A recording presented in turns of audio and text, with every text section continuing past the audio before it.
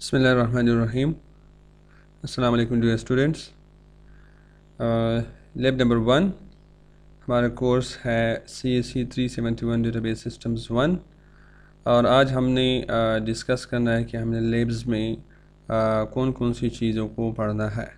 जैसे आपको नज़र आ रहा है नीचे, तो सबसे पहले हमने स्टार्ट करनी चीज़ों माइक्रोसॉफ्ट एक्सेस से, जो कि हमने MS ऑफिस जो है 365 उसका इंस्टॉल करके और यूज़ करके हमने उसको स्टडी करना है। इस कोर्स में जितने भी लैब्स हमने करनी है, उन लैब्स में हमने सबसे पहले, जैसे कि अभी मैंने आपको बताया, हमने क्रिएट करना है और मैनेज करना है डेटाबेसेस को यूजिंग माइक्रोसॉफ्ट एक्सेस ऑफिस 365। सबसे पहले हमने सिंपलेस्ट से शुरू करना है कि MS एक्सेस को इस्तेमाल करने हुए अपनी डेटाबेसेस कैसे बनानी है, और अगर बना हुआ है तो उसको आपने मैनेज कैसे करना है। फिर उसके बाद हमने मोबाइल एप्लीकेशन के जो सबसे ज़्यादा इस्तेमाल हो रहा है, लाइट वेट DBMS जो है, उसको हम कहते हैं SQL लाइट। SQL लाइट को क्रिएट और मैनेज किस तरह करना है।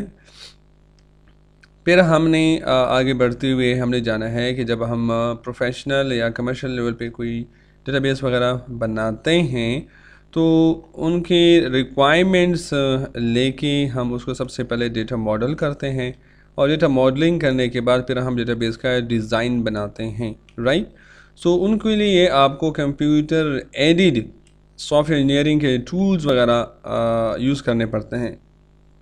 इन टूल्स का फ़ायदा ये होता है कि हमें डेटा मॉडल करने में, डायग्राम बनाने में मदद देता है, जैसे कंसेप्चुअल मॉडल हो गया, एंटिटी रिलेशनशिप मॉडल हो गया, रिलेशनल मॉडल हो गया। तो ये हमें जो है ना GUI के थ्रू, ग्राफिकल यूज़र इंटरफेसेस के थ्रू हमें बिल्ड करने में हेल्प करता है।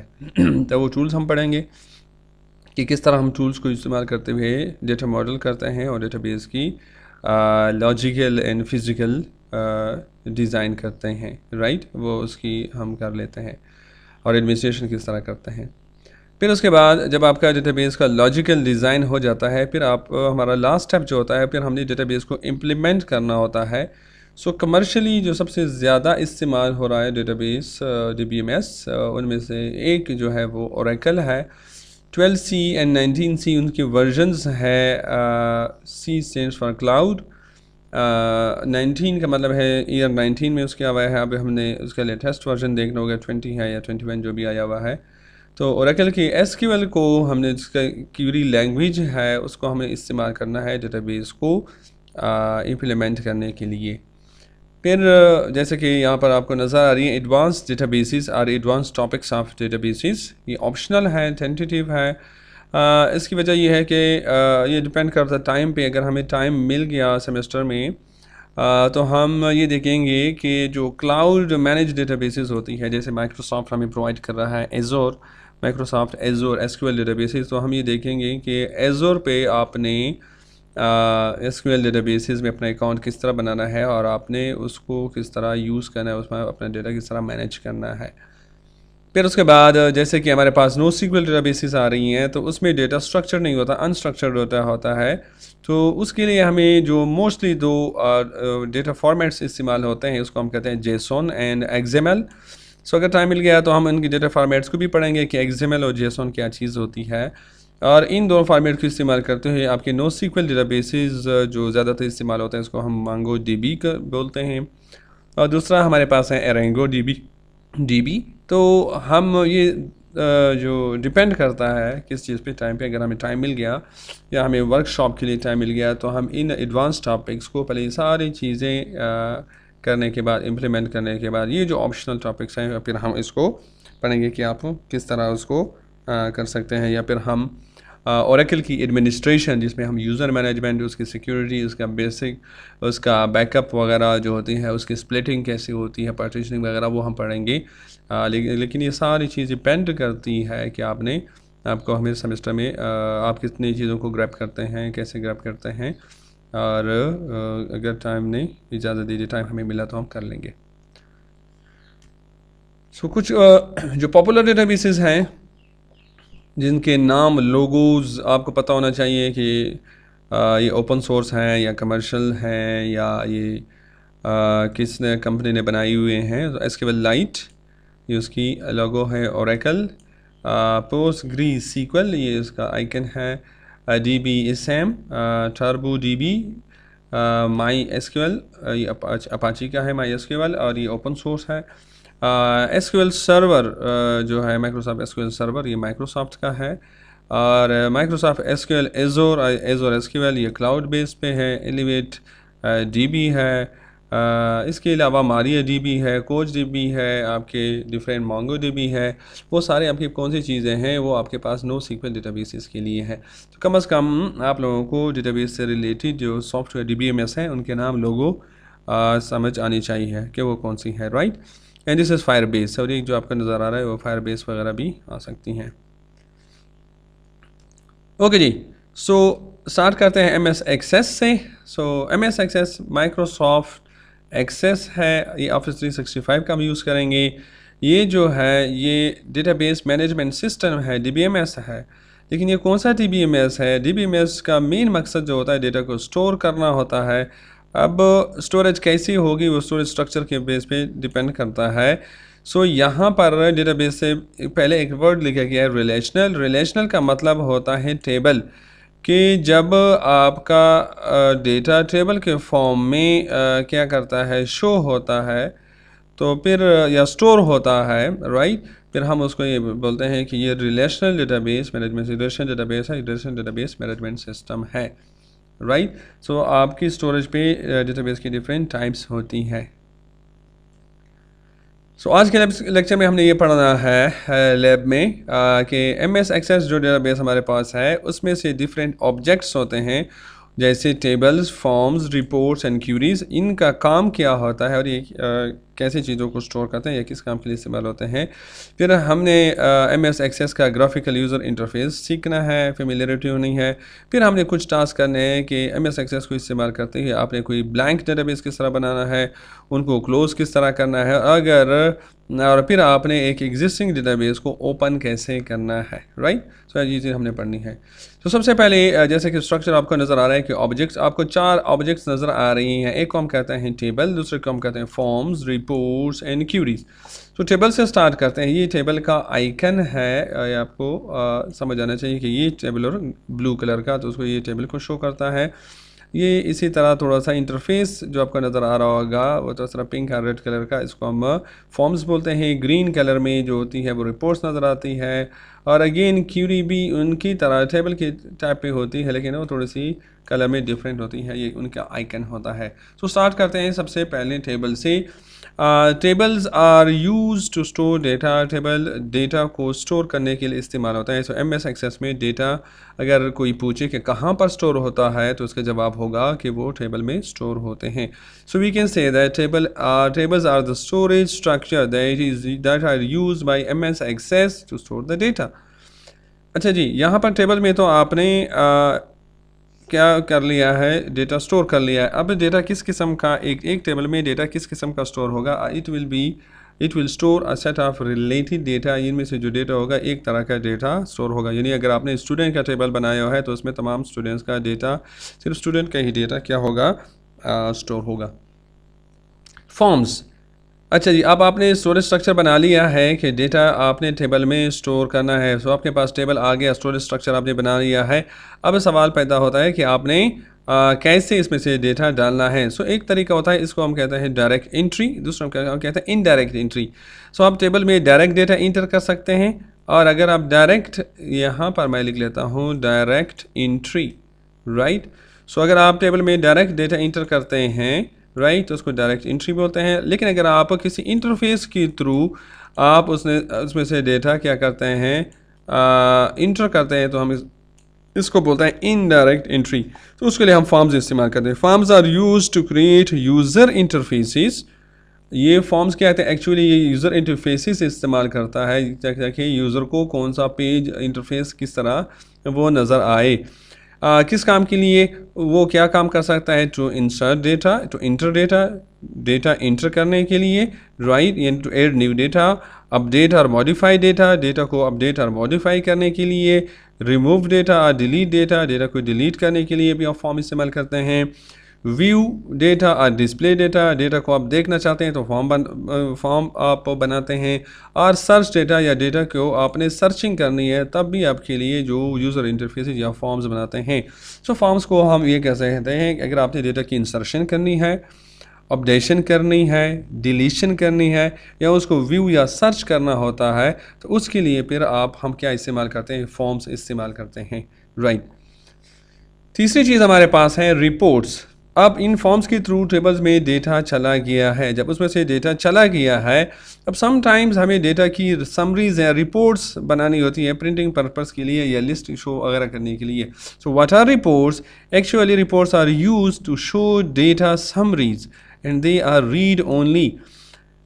आपके पास टेबल में डेटा पड़ा हुआ है, उन टेबल से अगर आपको फॉर एग्जांपल आपके स्टूडेंट का डेटा पड़ा हुआ है तो आप ये बताना चाहते हैं कि मुझे जेंडर वाइज स्टूडेंट्स की समरी दे दें, यानी कितने स्टूडेंट यानी मेल और फीमेल का देखिए टोटल स्टूडेंट्स इतने हैं, उसमें से मेल इतने हैं और फीमेल इतने हैं। So this is gender summary of student data. So ये आपने एक रिपोर्ट जनरेट करनी होगी। ये रिपोर्ट रीड ओनली होती है। रीड ओनली का मतलब होता है कि इन रिपोर्ट्स को आप चेंज वगैरह नहीं करते, सिर्फ दो काम कर सकते हैं। इसमें से डेटा आप व्यू कर सकते हैं या सर्च करना चाहें तो सर्च कर सकते हैं या फिल्टर करना चाहें फिल्टर कर सकते हैं, लेकिन आप इसमें से ना इंसर्ट कर सकते हैं, ना अपडेट कर सकते हैं, ना डिलीट कर सकते हैं, राइट। सो ये मोस्टली इनका मकसद जो होता है प्रिंटिंग पर्पस होता है कि अगर आपने कोई लिस्ट शो करवानी है, आपने कोई रिपोर्ट्स या समरी शो करवानी है और बाद में उसका प्रिंट वगैरह लेना है तो उसके लिए हम रिपोर्ट जनरेट करते हैं। फोर्थ हमारे पास जो है वो क्यूरीज होती हैं। अच्छा जी, क्यूरी क्या चीज़ होती है? टेबल में डेटा पड़ा हुआ है, अगर अब आपको टेबल का सारा डेटा अब चाहिए तो वो आप टेबल से डायरेक्ट ले सकते हैं। लेकिन अगर आपको डिमांड क्यूरीज, ये क्यूरी कौन लिखता है और किसको इन चीज़ की ज़रूरत होती है? ये क्यूरीज असल में होती क्या चीज़ है? They are use to manipulate data. Data को मैनिपुलेट करने के लिए आप करते हैं। अब मैनिपुलेशन में क्या आ जाता है? अगर आपने यूज़र ने डेटा फॉर्म्स के ज़रिए नहीं डायरेक्ट वो इंटर करना चाहता है तो क्यूरी भी इस्तेमाल कर सकता है। इंसर्ट करना चाहे वो उसमें से डेटा को अपडेट और डिलीट करना चाहे वो तो कर सकता है क्यूरी के थ्रू। वो डिलीट करना चाहे और डिलीट भी कर सकता है। वो उसको व्यू करना चाहे व्यू भी कर सकता है, सर्च करना चाहे सर्च भी कर सकता है। तो इसका मतलब ये है क्यूरी क्या चीज़ होती है? क्यूरी आपके पास एक चीज़ होती है कि आपको यूज़रों को जिस किस्म की इंफॉर्मेशन चाहिए तो वो इंफॉर्मेशन डेटा से हम गेट करते हैं और वो डेटा हमारे पास कहाँ पे पड़ा होता है? वो हमारे पास डेटा पड़ा होता है टेबल्स में। तो हम क्यूरी लिखते हैं और वो डेटा हमें वो क्यूरी डेटा पे चलती है और वो उससे वो जनरेट करके दे देती है। सो क्यूरी एक टेबल पे भी रन हो सकती है और एक से ज़्यादा टेबल पे भी रन हो सकती है। अब सिंपल एग्जांपल मैं आपको बता देता हूँ। फॉर एग्जांपल हमारे पास स्टूडेंट का डेटा है तो हमें चाहिए कि पिंडी से रावलपिंडी सिटी जो है उनसे कौन स्टूडेंट जो है वो आते हैं। सो यहाँ पर हम क्या करते हैं, एक क्यूरी बनाते हैं और क्यूरी स्टूडेंट के टेबल पे रन होती है और सिटी का एक कॉलम होगा जिसमें स्टूडेंट्स की सिटी की इंफॉर्मेशन लिखी होती है। तो वो सिटी के कॉलम में देख रहा होता है कि जहाँ पर रावलपिंडी जिस स्टूडेंट के सिटी कॉलम में रावलपिंडी लिखा हुआ है वो इन्फॉर्मेशन एक्सट्रैक्ट करके आपको दे देता है। यहाँ पर देखें टेबल में डेटा टेबल के फॉर्म में स्टोर होता है। क्यूरीज टेबल्स के ऊपर रन होती है और जब वहाँ से आपको रिजल्ट आता है क्यूरी का तो वो भी आपको टेबल के फॉर्म में नज़र आता है। समझ आ गई है? ओके जी। अब इसमें से टेबल के फॉर्म में आपकी क्यूरी के रिजल्ट्स आ गए। तो ये क्यूरी का रिजल्ट्स जो होते हैं अब इनका आपको रिपोर्ट की शक्ल उसको देना चाहते हैं या ये जो टेम्परेरी होते हैं जब भी क्यूरी क्लोज करते हैं वो रिज़ल्ट भी ख़त्म हो जाते हैं इन क्यूरी से। अब ये सवाल दूसरा पैदा होता है कि ये क्यूरी जो होती है इनका डेटा कहाँ पर इस्तेमाल होता है, कहाँ पर ये किस फॉर्मेट में? तो ये as it is tabular form में भी आपका इस्तेमाल हो सकता है। इससे आप रिपोर्ट्स वगैरह भी जनरेट कर सकते हैं और इस क्यूरी का डेटा को आप फॉर्म्स में भी आप इस्तेमाल कर सकते हैं for the sake of viewing, अगर आपने उस डेटा को फॉर्म में व्यू करवाना होता है। तो ये चार ऑब्जेक्ट्स हमारे पास होते हैं, टेबल्स डेटा स्टोर करने के लिए, फॉर्म्स यूज़र इंटरफेसेस क्रिएट करने के लिए ताकि हम डेटा की एंट्री कर सकें, अपडेट कर सकें या व्यू कर सकें, रिपोर्ट्स अगर आपको प्रिंटिंग के लिए समरीज डेटा की समरीज चाहिए, एंड क्यूरीज अगर आपको रन टाइम पे किसी किस्म का भी आपको इंफॉर्मेशन की ज़रूरत होती है तो आप टेबल से वो डेटा क्यूरीज के थ्रू गेट कर सकते हैं। इसके बाद जो चीज़ होती है, अगर आपने उसको मज़ीद एडवांस लेवल पे लेके जाना है तो हम उसके VBA कोड है, मैक्रोस उसको कहलाते हैं। अब हम जाते हैं MS एक्सेस के GUI की तरफ, ग्राफिकल यूज़र इंटरफेस की तरफ। तो सबसे पहले ये ऊपर आपको जो चीज़ नज़र आ रही होती है, जब आप उसको ओपन करते हैं तो हम इसको कहते हैं रिबन।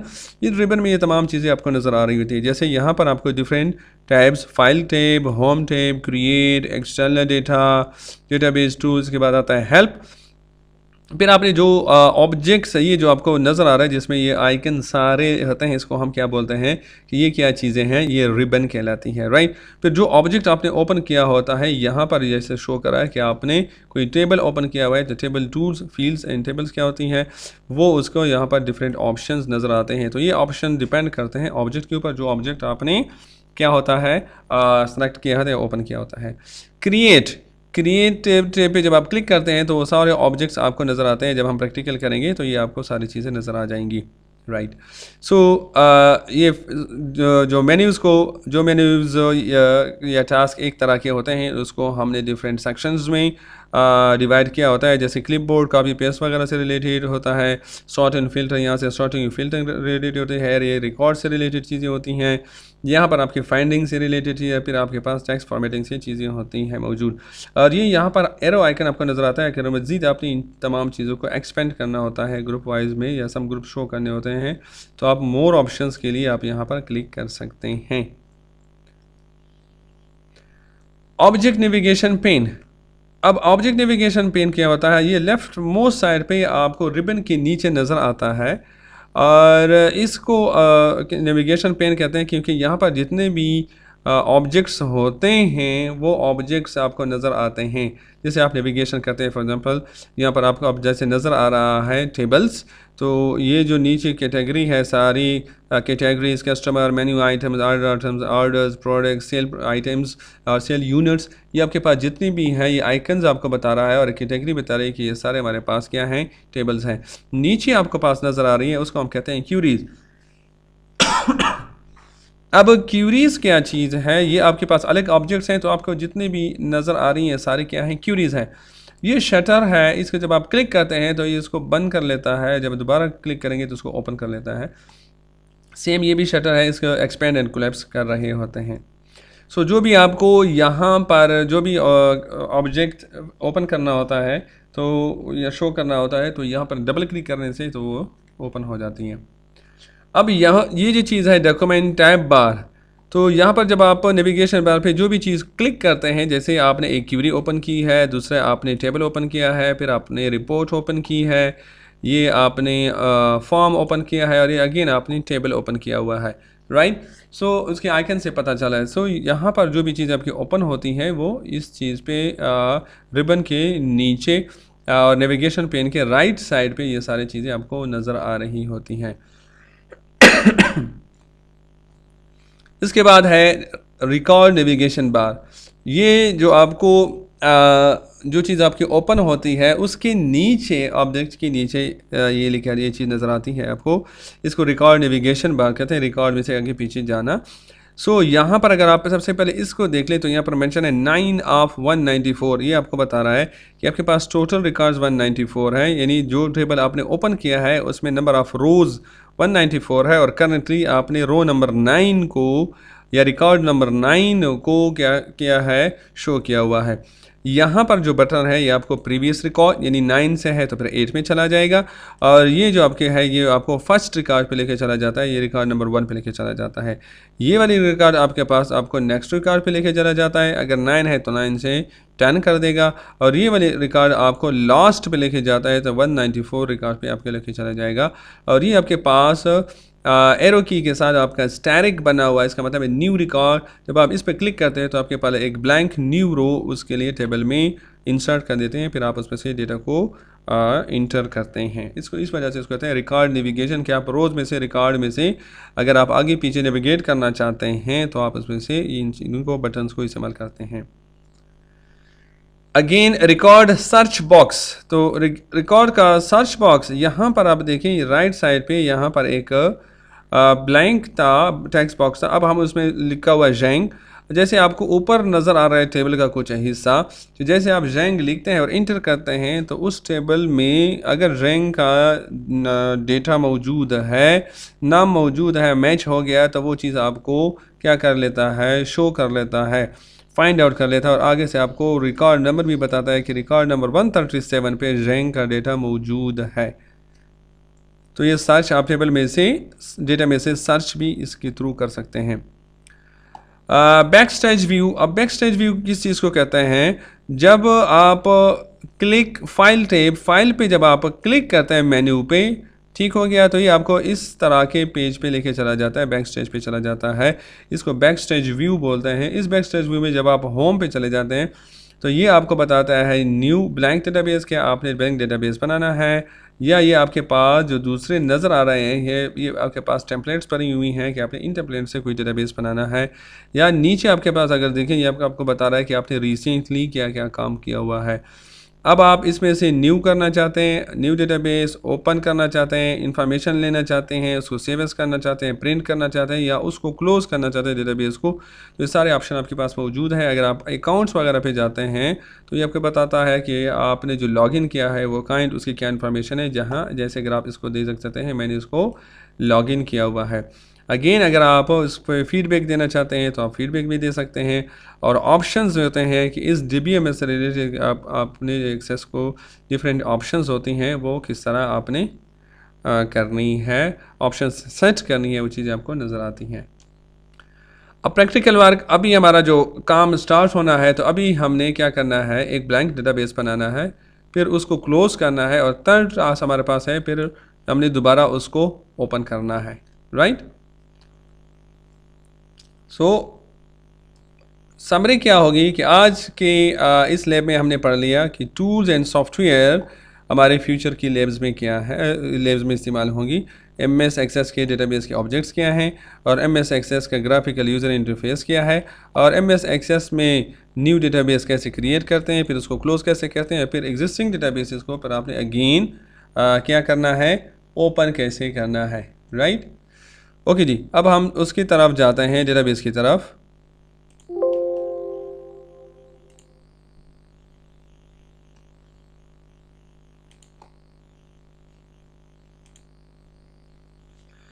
अब इसको दो तीन तरीके हैं। पहला तरीका है कि सर्च बार में आप लिखें एक्सेस, तो आपको ये एक्सेस नज़र आना शुरू हो जाता है।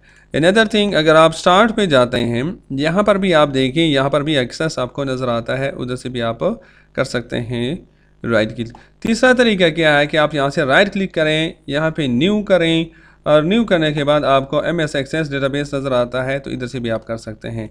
सो ये तीन तरीके हमारे पास हो गए। अब लेट्स सपोज हम यहाँ से करते हैं एक्सेस, जैसे एक्सेस आता है यहाँ पर आप इस पर डबल क्लिक करें या सिंगल करें तो आपके पास MS एक्सेस शुरू हो जाता है। अब यहाँ पर आप देख सकते हैं ब्लैंक डेटाबेस, या आप यहाँ पर आपके पास है फ्रॉम टेम्पलेट्स, अगर आप टेम्पलेट्स से उठाना चाहते हैं। सो अगर आपने कोई डेटाबेस पहले से बनाया हुआ है और आपको उसका पता नहीं कोई किधर मौजूद है, तो आप यहाँ पर उसका सिर्फ नाम लिखिए, ऑटोमेटिकली आ जाएगा। सो हम जाते हैं ब्लैंक डेटाबेस की तरफ। ब्लैंक डेटाबेस पे आप क्लिक करते हैं, जैसे आप उस पर क्लिक करते हैं तो ये आपके पास दूसरी विंडो ओपन हो जाती है। उसमें ऊपर लिखा हुआ है ब्लैंक डेटाबेस, की नहीं कि डेटाबेस खाली है, कोई टेबल वगैरह उसमें नहीं है। फाइल नेम, डेटाबेस का नाम क्या है, सो ये यहाँ पर उसने बाय डिफ़ॉल्ट उसका रखा हुआ है डेटाबेस 1.ECCDB। ECCDB का मतलब है एक्सेस डेटाबेस, राइट। और नीचे अगर आपको नज़र आ रहा है तो ये उसका है C यूज़र G को डॉक्यूमेंट्स के, ये उसकी पाथ है कि आपकी फ़ाइल जो है आपकी डेटाबेस किस जगह पर क्रिएट हो रही है, राइट। सो अगर आपने इस पाथ को चेंज करना है, लेट्स सपोज हम उसको डेस्कटॉप पे ले जाते हैं, या हम इसको अपने फ़ोल्डर में लेके जाना चाहते हैं जहाँ पर हमारा फ़ोल्डर है, तो हम यहाँ पर लेट्स सपोज उसको कहते हैं एक्सेस। ये फ़ोल्डर पे ब्राउज़ करते हैं। ब्राउज़ करने के बाद लेट्स सपोज हम इसको for example F21 labs, this is lab number 1। अब यहाँ पर मैं इसको डेटाबेस 1 कहता हूँ।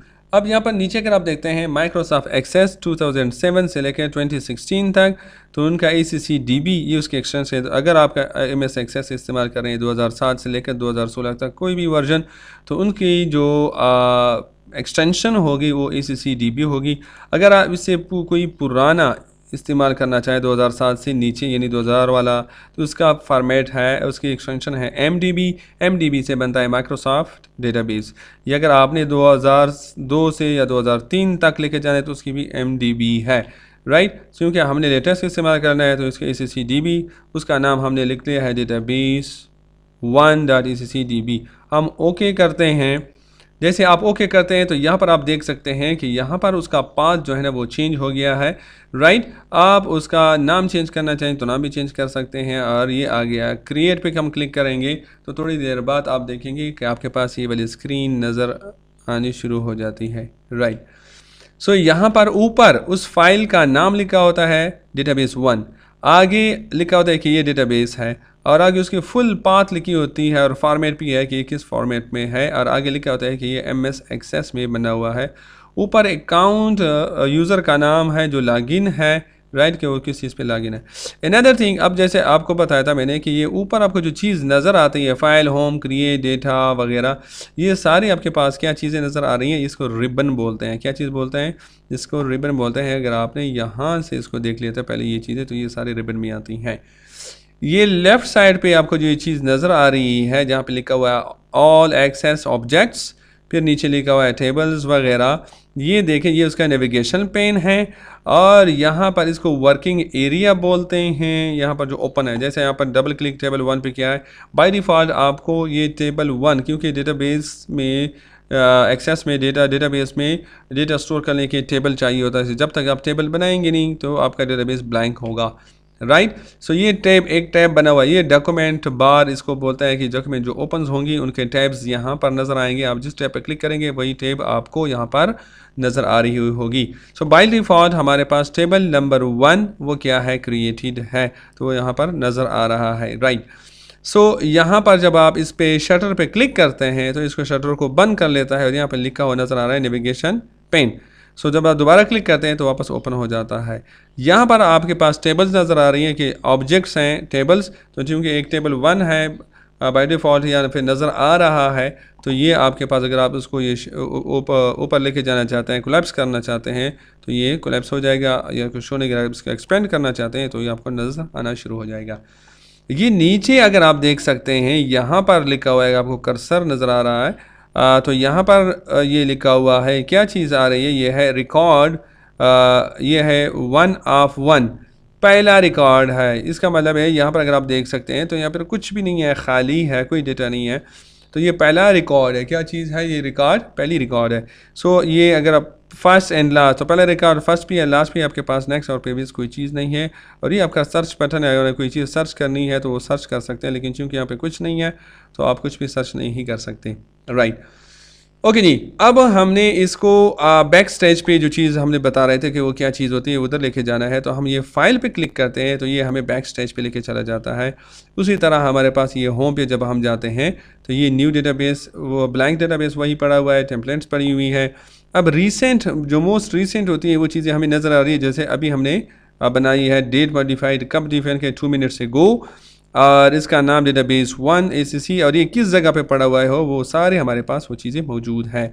न्यू करना चाहते हैं तो ये हमें बताते हैं न्यू डेटाबेस, या टेम्पलेट से आप लेके जाना चाहते हैं, डेटाबेस को आपने ओपन करना है तो वो सारी चीज़ें आपने पुरानी आपके पास जो नज़र आ रही है वो मौजूद है।